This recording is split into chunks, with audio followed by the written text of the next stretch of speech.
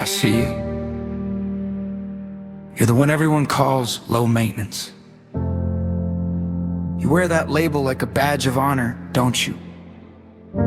You think it's a compliment. You think it means you're easygoing, you're chill. You're the cool one who rolls with the punches. But let's be honest about what low maintenance really means in your life. It means you are a neglected garden that keeps handing out fruit to people who never watered a single seed.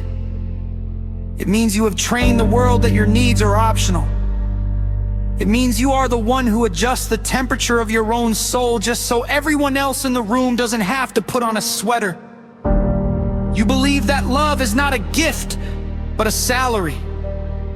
You think you have to earn your place at the table by being the one who serves the food, cleans the dishes, and drives everyone home. You think if you just sit there and exist, just being you, messy and imperfect and needing things, that everyone will get up and leave. So you overpay. You overpay for every interaction. You tip 200% on every emotional transaction. You give loyalty to people who give you crumbs. You give forgiveness to people who haven't even apologized yet because you want to skip the conflict and get back to the nice part.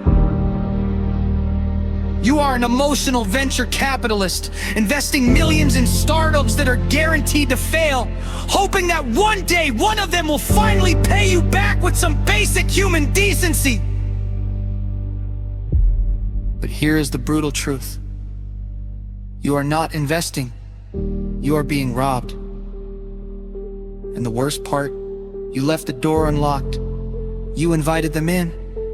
You made the coffee while they carried your furniture out the door. I'm not saying the people around you are evil.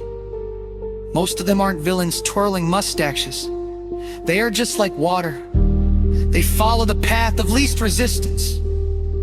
And you are the path of least resistance. They treat you like a utility. You are the electricity. You are the running water. They only notice you when you stop working. So how do we stop? How do we burn the doormat? It starts with the terrifying realization that you are going to have to disappoint people. They are going to look at you like you just grew a second head. They will say, you've changed. They will say you're acting weird. They will say you're being selfish. Let them. Selfish is the weapon they use to get you back in line. Stop apologizing for existing. Stop apologizing for having a limit. Stop apologizing for running out of fuel when you've been driving everyone else's car for 10 years. It's gonna be hard. You're gonna shake. You're gonna feel like a bad person. You're gonna cry in your car. But keep going. Because on the other side of that guilt is the first breath of real air you have taken in years. On the other side of that guilt is you, the real you. The you that doesn't need to be useful to be worthy. The you that is allowed to take up space. Stop setting yourself on fire to keep others warm. The fire is burning you alive, and they are still complaining about the draft.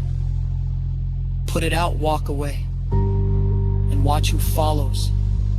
The ones who follow you into the light, those are your people. The ones who stay behind in the dark complaining that the heater went off. Leave them there.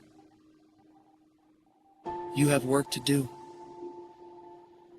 And the first job is to forgive yourself for how long you stayed on your knees. Stand up, dust off your pants, and look the world in the eye.